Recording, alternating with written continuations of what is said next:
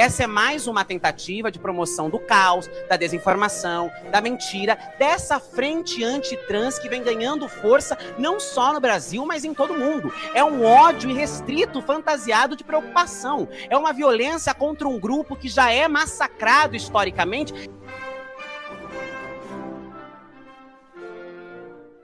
A ONG, então, é uma organização não governamental, né? Então a gente não recebe verba do governo, a gente sobrevive de doações e de projetos, né? Como eu comentei, eu trabalho no projeto Passagens, né? O projeto Passagens é um projeto financiado pelo Fundo de Direitos Humanos, né?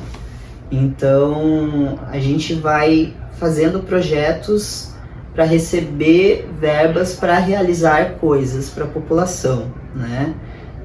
Então a gente teve um edital que começou no ano passado, se eu não me engano, que foi um edital da Doritos, né, que a gente venceu, e aí a gente recebeu verbas para distribuir cesta básica para as pessoas, né? Então a gente distribuiu várias cestas básicas, kit de saúde, de higiene pessoal. Então a gente vai para fazer movimentos maiores, né, para fazer ações maiores, a gente consegue através de projetos, mas a ONG em si também sobrevive de doações, né? Quando a gente fala em leis, de uma forma geral, a gente está, assim, acho que não dá para falar nem engatinhando, né? Porque engatinhando ainda tem uma mobilidade, assim, a gente ainda está bem atrasado, né? O direito, ele é uma área muito engessada, né? Porque no direito a gente tem as leis e as leis, elas são escritas, né? Então a gente tem lá um exemplo, que é no direito de família, né? Porque o homem e a mulher, enquanto um casal e tal, então a gente ainda tem uns empecilhos tão idiotas, assim, de escrita mesmo, de elaboração de lei, que nos impedem, que restringem o acesso da população LGBT a alguns direitos, né? Agora, falando sobre coisas que a gente vem atingindo, né? Recentemente a gente fez um mutirão de retificação de nome e gênero para pessoas não binárias, né? Isso porque a retificação de gênero para pessoas trans binárias, né, que seja a pessoa que se identifica como homem ou a pessoa que se identifica como mulher, ela conseguia fazer essa retificação direto no cartório, né? Isso já foi um avanço que a gente conseguiu, então já era algo estabelecido, mas para pessoas não binárias não existia isso, ela tinha que entrar com um processo judicial para conseguir fazer. Então a gente aqui da Somos fez um mutirão, né? Tivemos várias pessoas, entramos com vários processos judiciais para essa retificação, e a partir desse movimento a gente conseguiu que as pessoas não binárias agora consigam retificar o seu nome, seu gênero de uma forma administrativa, ou seja, diretamente lá nos registros, né? Isso foi um grande avanço para nós nesse ano, assim, e foi muito bacana, né, fazer parte disso.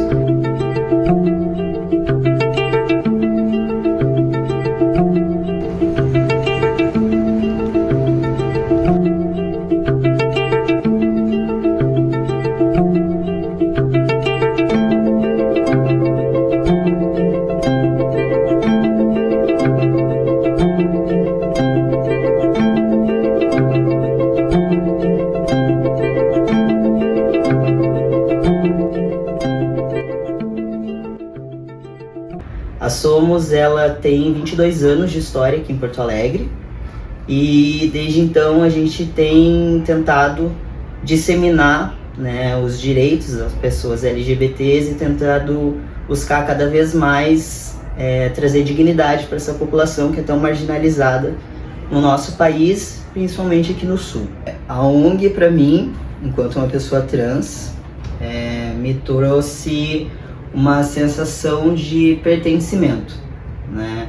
Na minha história individual e particular, a Somos foi onde eu encontrei pessoas iguais a mim, né? Pessoas que, assim como eu, tentam fazer pelos nossos o que os outros não fazem, né? Somos amigos, somos parceiros, assim, e essa sensação de pertencimento, ela é muito forte e ela é muito importante, né? Porque a gente é sempre o diferente. A gente, do nosso grupo de amigos, a gente é sempre o trans ou o LGBT, o diferente na nossa família. Então, quando a gente está aqui, a gente está num espaço onde todo mundo é igual, onde todo mundo se entende, ou pelo menos tenta se entender. E é essa coisa mais leve, mais, sei lá, é tipo tá em casa, sabe?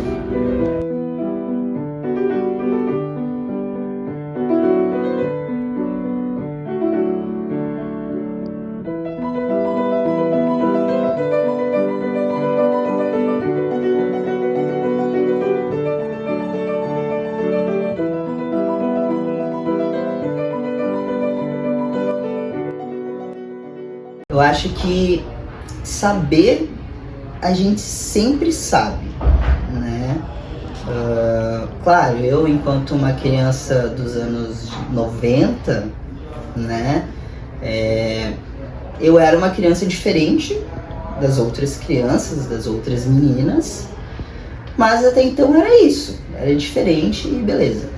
Quando eu fui ficando adolescente e tal, eu comecei a tomar consciência de que realmente eu era muito diferente das minhas amigas do colégio. Então eu descobri primeiro a questão da minha sexualidade, que, né, na época eu me sentia mais atraído por mulheres, então foi quando eu entrei na sigla LGBT, né, como uma mulher lésbica. E beleza, e assim foi até eu ter ali uns 18 anos, que foi a primeira vez que eu ouvi falar que existiam pessoas trans. Porque eu morava numa cidade no interior do Paraná, uma cidade extremamente conservadora, onde era muito difícil ter acesso a essas coisas e até existir essas pessoas lá, né? Então, a partir dos meus 18 anos, eu tomei conhecimento da existência de pessoas trans e as coisas foram bem lentas, assim, por uma dificuldade de aceitação da minha parte, né? Porque eu passei por muitas coisas enquanto uma pessoa LGBT dentro de casa.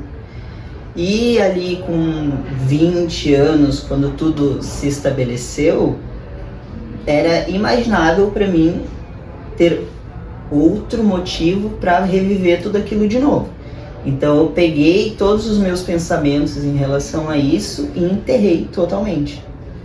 Quando eu vim para Porto Alegre, que eu me mudei para cá com a minha namorada, hoje esposa, e saí da casa dos meus pais, que eu comecei a repensar sobre essa questão e consegui ir me aceitando, né, e me desprendendo dessa coisa que a família, né, ela é uma coisa que é muito importante para nós, mas também pode ser uma coisa muito tóxica, né? Então, foi a partir disso que eu consegui começar a me aceitar, né? E aí, claro, aí são várias questões, né? A minha primeira questão foi me aceitar enquanto um homem trans, né? Porque eu não queria ser um homem, né? E aí um homem dentro dessas concepções sociais que a gente tem do que é ser um homem, né? De como um homem deve agir, essas coisas assim, né? Eu acho que o que a gente pode refletir, né, vocês enquanto estudantes de psicologia, é como acolher essas pessoas. A gente precisa de profissionais capacitados, né? Você não precisa ser uma pessoa LGBT para você procurar entender a existência dessas pessoas, né? Porque eu acho que o que mais dificulta a nossa vida hoje, além das violências que a gente sofre, é a gente conseguir acessar o sistema de saúde de uma forma mais tranquila, sabe? Que a gente não precise chegar onde for e ter que explicar tudo, né? Claro, eu acho que quando você vai escolher um psicólogo, se for um psicólogo particular, você consegue ter mais essa facilidade de procurar alguém especializado, mas se você for se consultar com um psicólogo no serviço público, né, lá, seja no posto, no CAPS, onde for, é o psicólogo que está ali, né? Então ele tem que saber o mínimo, pelo menos, ele tem que conseguir te acolher e ter nem que seja assim, acho que já ouvi falar sobre isso alguma vez, assim, porque eu acho que o mais cansativo e o que impede muitas pessoas de acessarem serviços de saúde é essa questão da gente chegar lá e se sentir um extraterrestre, né? Então, eu acho que o acolhimento, a empatia é o primeiro de tudo, assim, né? Eu acho que foi o ano passado que teve votação para a presidência do Conselho de Psicologia, né? E teve uma chapa que era a favor da cura gay, né? E ela quase ganhou, teve muitos votos. Então a gente precisa começar a pensar e discutir isso dentro da universidade e também dentro da comunidade da psicologia em geral, porque a gente está falando de saúde mental, a gente está falando de pessoas, né? E aí você pensar que existem psicólogos a favor de cura gay, parece que uma coisa nem encaixa com a outra, né? Mas eu fico pensando, como que um psicólogo coloca suas crenças religiosas ou morais, seja o que for, acima do que o paciente ou o cliente está trazendo, né? Tipo, eu sou psicólogo e eu tenho as minhas religiões, as minhas crenças, enfim, e tu é uma pessoa trans, né? E tu tá me trazendo aqui, como que eu vou conseguir te dar o tratamento adequado se eu não consigo superar essas coisas, eu não consigo pegar o que eu acredito, colocar pro lado de fora dessa sala e te atender. Eu não acredito que uma pessoa que não tem essa capacidade e esse discernimento que o que é dela e só pertence a ela, consegue ser um bom psicólogo, né? Eu não consigo entender como que um psicólogo pode estar discutindo, ou um futuro psicólogo, ou seja o que for, estar discutindo questão de gênero, questão de pronome. Como é que eu, enquanto psicólogo, vou estar discutindo contigo se tu é homem ou mulher? Se isso é subjetivo, né? Então eu tenho muita dificuldade de entender, assim, essa questão da psicologia e da religião, né? Porque para mim, né, enquanto pessoa, a psicologia é uma ciência e a religião é fé. Você acredita naquilo, né? Eu sempre brinco, e isso é até bem contraditório, assim, né? Eu falo, tem pessoa que acredita em Jesus e tem pessoa que pode acreditar no super-homem. Para mim é a mesma coisa, né? São duas histórias que foram contadas, né? São coisas que foram escritas por pessoas, né? Então cada um pode acreditar no que quiser. Você pode acreditar em Jesus, você pode acreditar em Maomé, você pode acreditar no super-homem, não faz diferença, desde que você respeite a outra pessoa, desde que você respeite o que a outra pessoa traz. Então pode imprimir na outra pessoa o que é seu, né? Eu acho que isso é o básico para a gente viver em sociedade, tentar proporcionar uma saúde mental para uma pessoa se você invalida o que ela é, se você tenta dissuadir ela, tenta dizer para ela que ela não é, que isso é, sei lá, influência de uma sociedade, que isso é o capeta no corpo dela. Eu falo porque minha mãe me levou para me exorcizar, eu falo isso no local de fala. Fui para a igreja para ser exorcizado, então eu sei como é que é. Então, por isso que para mim não faz o menor sentido quando a gente fala sobre psicólogos que têm uma religião e estão lá discutindo sobre transgêneros ou pronomes, essas coisas assim. E eu sei que dentro das universidades públicas isso é mais fomentado. Isso é mais discutido. E dentro de universidades privadas, não, né? Porque são assuntos que incomodam algumas pessoas e essas pessoas podem trazer essa incomodação para uma coordenadora, para uma reitora, e isso gera, bom, capitalismo, né? A gente está falando de instituições que precisam de dinheiro para sobreviver. Então, a gente vê que os professores têm dificuldade de trazer essas pautas para dentro de universidades privadas. Então é muito bacana que vocês estejam fazendo isso e estejam dando essa oportunidade para que a gente possa acessar essas pessoas que às vezes não é que nem querem, elas só não faz parte da realidade delas, né? O que é normal. Eu também, sei lá, não entendo nada de futebol, por exemplo, né? Mas se alguém chegar aqui e começar a falar de futebol comigo, eu vou ouvir. E aí eu vou aprender alguma coisa. Então é importante que a gente chegue cada vez mais espaços para que as pessoas comecem a entender e também entender que a gente é só mais uma pessoa dentre 1 milhão de pessoas, 1 bilhão de pessoas que existem no mundo.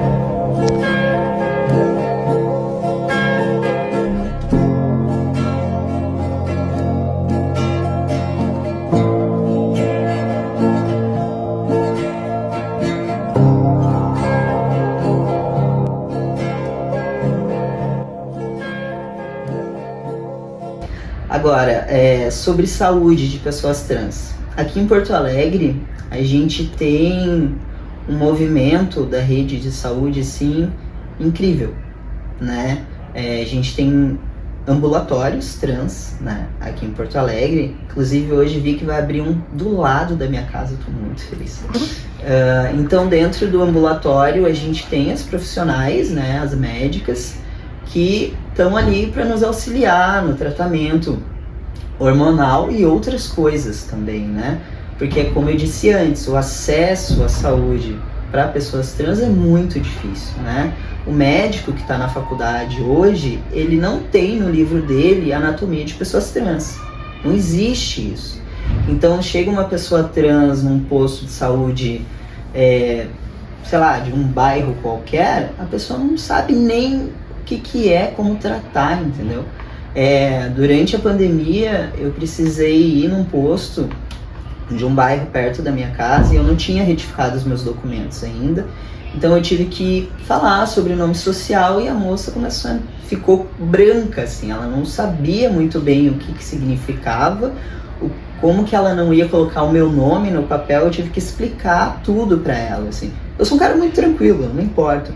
Mas é cansativo. Em todo lugar que tu vai, tu tem que explicar a mesma coisa, é cansativo. Então, a gente aqui tem um ambu aqui no centro, a gente tem um ambu na Zona Sul, agora vai abrir um ambu ali perto do Clínicas, e isso traz para nós qualidade de vida. Por quê? Para tu ser uma pessoa trans, tu não precisa fazer hormonização, né? Tu não precisa fazer nenhum tipo de cirurgia para ser uma pessoa trans. Para ser uma pessoa trans, tu basta não se reconhecer ao gênero que foi te designado quando tu nasceu, né? Porque a gente nasce e a sociedade automaticamente realiza que nós somos uma pessoa cisgênero, né? Mas quem disse isso? Né? A única pessoa que pode dizer que identidade de gênero nós temos somos nós. É tu, né? Então a gente já tem esse problema que nasceu já é uma pessoa cisgênero, né? Mas enfim, mas acontece muito de pessoas trans fazerem o tratamento hormonal, ou cirurgias e tal. Se a gente não tem profissionais capacitados ou um lugar próprio como ambulatório, as pessoas fazem por conta própria, né? Então, a automedicação, né? A gente tem o caso das mulheres trans travestis que fazem uso de silicone industrial, que é um veneno, né? Dá muito errado, pessoas morrem, enfim, é um problema muito grave. A hormonização também, ela, a longo prazo, você fazer ela de modo errado, ela também é prejudicial para a saúde, né? Pode causar câncer, entre várias coisas. Mas eu acho que a questão das cirurgias e realmente seja de resignação de sexo ou para a gente se sentir melhor com a gente mesmo, né, que são as cirurgias plásticas, se tu não tem um acesso público a isso, você corre o risco de cair em mãos erradas, né? E aí pessoas que nem são médicos realmente fazendo esse tipo de procedimento, né? Então, em relação à saúde é isso, a gente tem o macro e os pequenos detalhes, né? Como vocês trouxeram a questão das calcinhas para as mulheres trans e travestis. É questão de saúde, né? Para quem vê de fora pode pensar, é uma calcinha. Cara, uma calcinha para uma pessoa que precisa de uma calcinha específica faz toda a diferença. É questão de saúde, né? É isso que a gente tem dificuldade de fazer as pessoas entenderem, né? As pessoas acham que isso não só população LGBT, né? Não só para nós, mas para o geral, assim, eu acho que o brasileiro ainda tem muita dificuldade de entender o que é saúde, né? O que é saúde mental e o que é saúde, né? Então, quando a gente fala de hormonização, né? Aqui em Porto Alegre agora também a gente está tendo hormônios oferecidos pelo SUS, né? Graças à deputada Maria do Rosário, que está disponibilizando verba para isso, né? Mas em outros locais do Brasil a gente não tem, né? E a testosterona, por exemplo, que é o hormônio usado por homens trans, quando eu comecei a me hormonizar, uma caixa com 3 ampolas custava R$ 49,90. Hoje custa R$250, né? A gente teve esse aumento dos hormônios, acredito que pela procura, né? Cada vez mais vai se disseminando a informação, as pessoas vão se reconhecendo, né? E aí as coisas vão acontecendo e a gente teve esse banho de água fria, assim, né?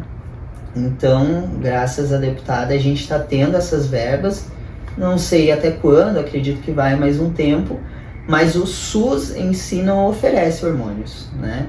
Então, essa até é uma pauta que a gente vem discutindo aqui na ONG, dentro do núcleo jurídico, que é fazer uma ação civil pública para pressionar o Sistema Único de Saúde para que ele comece a fornecer os hormônios para a população trans, né? Que a gente consiga o acesso gratuito a esses hormônios. Porque, de novo, claro, tirando essa questão que agora está um absurdo, nós temos pessoas que não têm condições de comprar hormônios, mesmo que ele custe R$30, né? Então, aí, de novo, questão de saúde, né? Mas tudo bem, faz o que você gosta. Mas se cuida, tá? Tanto na alimentação como na sua saúde. Beijo, te amo. Do jeito que você é.